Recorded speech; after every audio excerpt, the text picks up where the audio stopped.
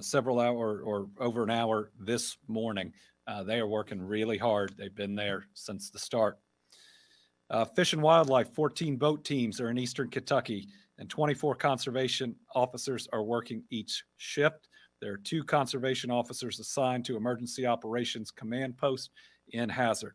In addition to law enforcement personnel, we have a chainsaw crew of 6 to 8 Wildlife Division staff on the ground.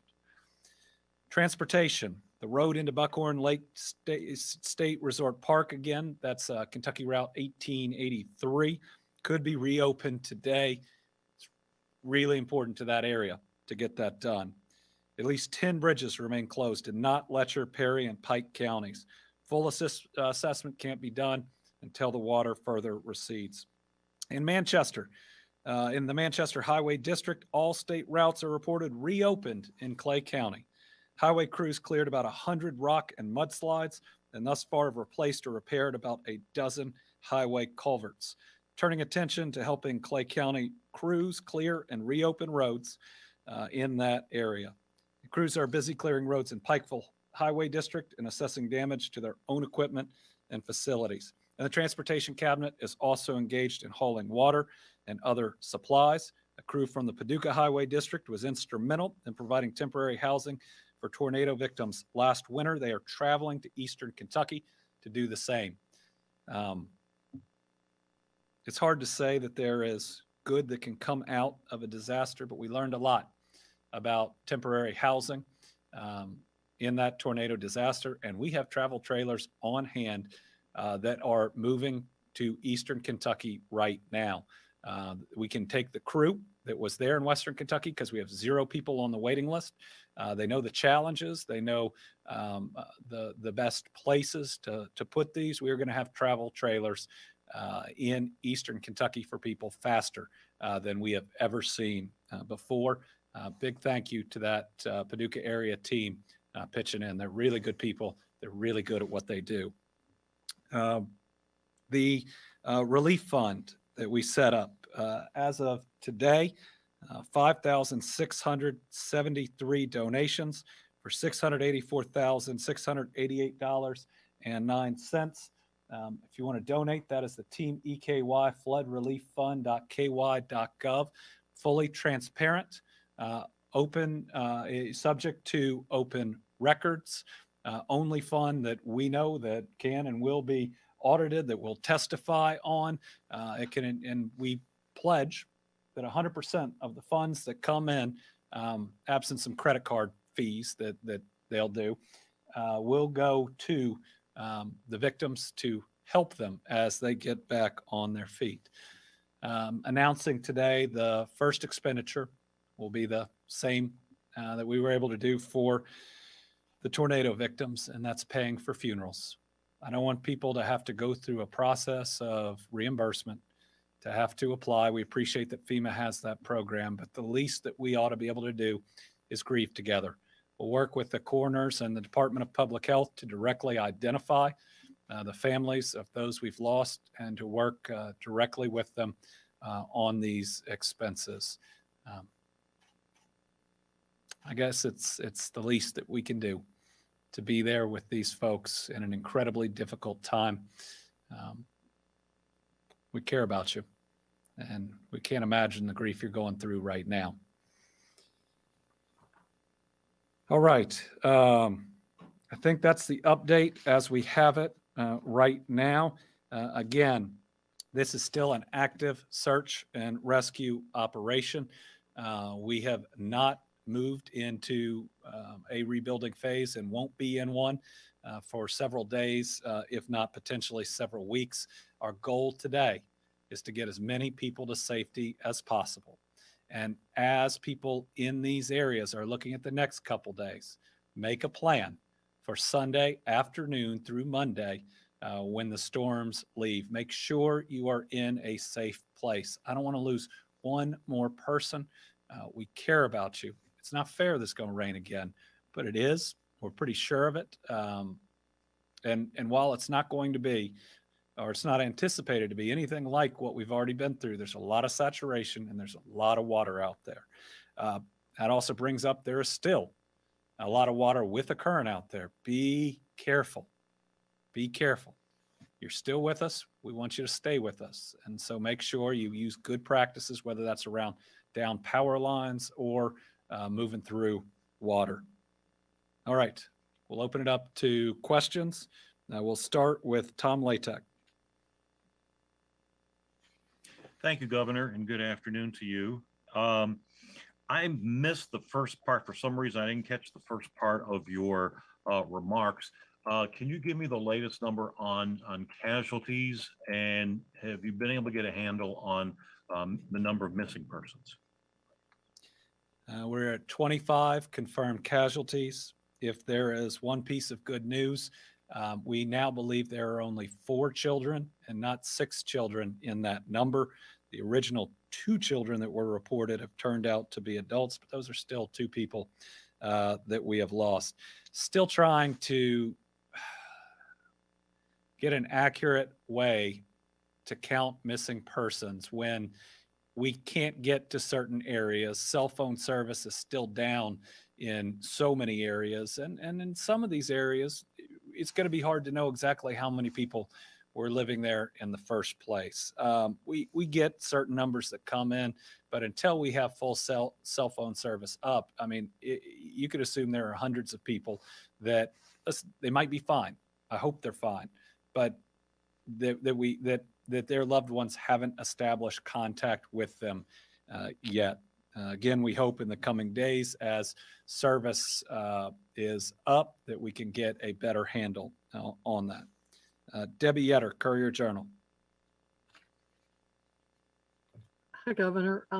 I wondered if it's even possible yet to estimate the cost of the loss to this region, and will there be a way to compensate people who are uninsured and underinsured, as were many in Western Kentucky? Yeah. No number yet.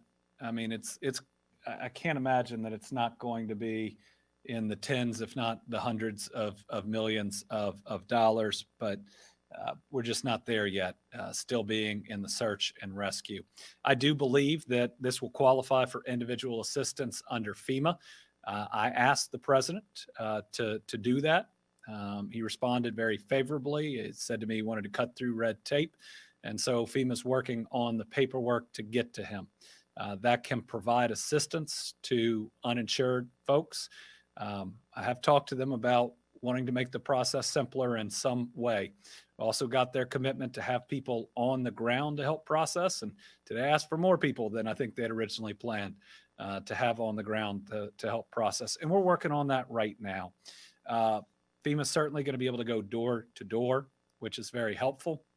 And then we're working on setting up kind of a one-stop center that we hope people could make their FEMA claim, get their driver's license if they need to apply for unemployment. We want to try to make this easy is not the right word. You know, I just don't want folks that have lost everything to have to go 8 or 9 places. As emotional as I'm sure it is, we ought to try to make it as convenient for them as possible. Oh, yeah. I'm going to move over for the last couple questions. We have Colonel Slinker, who is commanding the EOC on the line. I got rolling, Colonel. Sorry.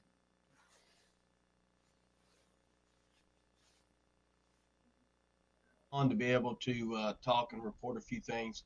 First, I just want to mention and substantiate many of the things you've said. All of us here at the EOC, local, state, and federal partners have locked arms and leaned in very aggressively to provide support to the area and our colleagues, friends, and counterparts that are there on the ground working hard, and those citizens that were so drastically affected by this flood.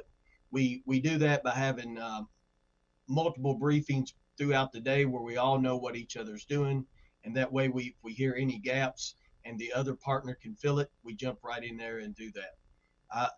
Again, I can't say enough about the teamwork here and the teamwork downrange. And as we grieve with our friends and partners down there, we also are committed to helping them. We also have county calls with county officials, county EM directors, and city officials to discuss what are the unmet needs in the county. And then we immediately, once that meeting's over, start filling those requests or tracking down the appropriate response we have as that. And as you've mentioned multiple times, water. Water is a significant need in every county, and that includes bottled water is the most important. Non-potable water to run some facilities, and shower units are also in great need. And we are working all of those resources as fast as possible, and they will be there immediately. We have shipped countless number of tractor and trailers of water, and as you mentioned, FEMA is bringing in tractor and trailers of water as well. So we'll continue doing that. And as we've talked about many times, we'll keep going by asking for everything that's needed. And that's been supported by you and Administrator Criswell, and FEMA has made a significant number of commitments to helping us. And we won't waver on that. And there'll be nothing, no rock unturned or nothing left undone to help out up there. Thank you, Colonel. As you. Colonel Slinker was saying, the standing orders that I gave are we respond. We'd rather do too much than too little. We want to make sure that we can do everything we can do to help folks. All right, Bria Jones, WFPL. Hello, Governor. With getting communications back online for folks, what does that like? How's that process looking, and when is there a timeline that those communications, like cell phone communications, will be back up? Because it seems like that'll be a big part in helping with like reconnection efforts and things like that. Especially with folks having those numbers, if they're in the areas but they haven't been able to contact the family member, or for them to even report missing persons if they don't have any cell service. Getting cell service up is absolutely critical. We saw it in the tornadoes. We're seeing it now. We were able to work with Verizon and Appalachian Wireless. That got a lot of people back up and running. A lot of places that don't have service yet, the challenge has been getting to them to set up some of those mobile service towers. Providers as well as emergency management have mobile towers that we can get up. But again, it is about safely getting there. We will, when cell phone service is fully restored, start getting a much more accurate picture about people missing. Just as importantly, people will be able to contact their family member who they've been worried about for days, and to ensure that they are okay. Certainly one of the most important pieces of infrastructure to get back up as quickly as you can in these situations is cell phone service. It was it was a little easier to do in Western Kentucky with the tornadoes because, again, there wasn't standing water or running water that we couldn't get through there. It was most of the time about getting around debris. So the moment that it is safe, we will be there working on restoring it. One of the most important missions, no question. Karen Czar. Thank you, Governor. Governor, I ran across a lot of residents who lost their cell phones along with their contacts, other residents who were going out on their own on boats to help try and find people, other residents just taking paper notes of who's coming off rescue boats. What is the best place for those of us who've gotten out and are going back in to tell these people as to where they can go to either, one, get a replacement phone quickly, and two, turn over these lists? Where's the best place for them to go to get this information to your departments? Thank you. Let us get you a response on where people can get cell phones. I have seen that there are some facilities set up, but I don't have that information in front of me. I do want to put up the Kentucky State Police numbers again. This helps us to know who's missing and how to find them. The most important thing that people can do is call these numbers. The posts are keeping these lists, and then they're able to check on people when they find people safe. Certainly, we want to make sure that we are calling that family back and letting them know, or providing them means to make that call themselves. KSP has taken on this mission. We want to drive those calls and notifications through them. Kentucky State Police have been nothing short of phenomenal.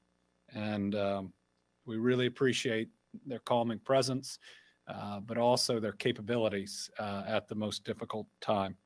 So we got no rain for about the next day and a half.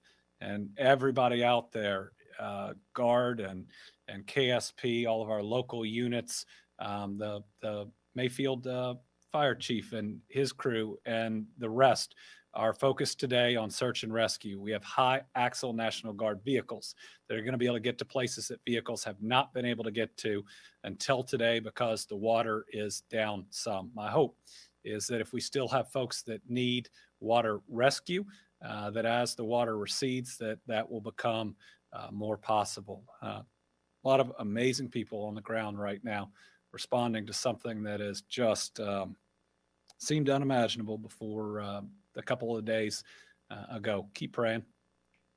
You know, I'm worried that we're going to be finding bodies for weeks to come. Keep praying. I hope there are no more we ought to expect. There will be more loss, and pray for the families that we know have already lost individuals. They're going to need your help and your support, and I know who we are as people. We're going to be there for them. Thanks.